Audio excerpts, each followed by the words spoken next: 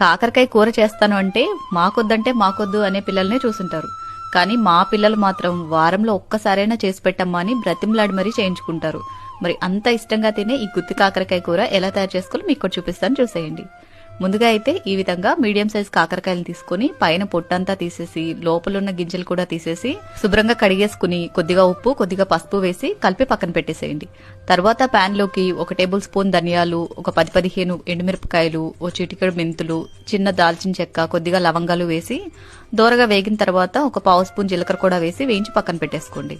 తర్వాత 1 table spoon పల్లీలు, 1 table spoon కొబ్బరి ముక్కలు, 1 కప్పు ఉల్లిపాయ ముక్కలు, 1/2 కప్పు టమాటా ముక్కలు కూడా వేసి చక్కగా ఒకసారి కలిపేసి మూత పెట్టి మీడియం ఫ్లేమ్ లో మగ్గించేసుకోవాలి. ఇవి మగ్గేలోపు కాకరకాయలని ఈ విధంగా గట్టిగా రసం అనేది లేకుండా పిండేసుకుని రెడీ చేసుకోవాలి. ఇది పూర్తిగా చల్లారిన తర్వాత గ్రైండ్ చేసుకుందాం. ఈ లోపు కాకరకాయలు వేయించుకోవడం కోసం కడాయిలోకి 3 గంటల నూనె వేసుకుని కాకరకాయలన్నీ కూడా సర్దేసుకుని ఓ గుప్పెడు కరివేపాకును కూడా వేసి చక్కగా అంతా కలిపి మూత పెట్టి మగ్గించేసేయండి. ఈ లోపు ముందుగా వేయించుకున్న మసాలాని మెత్తగా గ్రైండ్ చేసి అందులోకి ఒక 10-15 వెల్లుల్ని కూడా వేసుకుని గ్రైండ్ చేసుకోండి.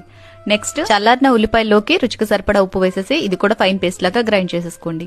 ఇలా కాకరకాయలు చక్కగా వేగిన తర్వాత గ్రైండ్ చేసుకున్న మసాలాలన్నీ వేసి కొద్దిగా పసుపు వేసి చక్కగా కలిపేసి మూత పెట్టి మగ్గించండి. తర్వాత మూత తీసేసి ఈ విధంగా పొడి పొడిగా అయ్యేట్టు ఫ్రై చేసుకోండి. అంతే, ఎంతో టేస్టీ అయిన గుత్తి కాకరకాయ రెడీ. Download ShareChat.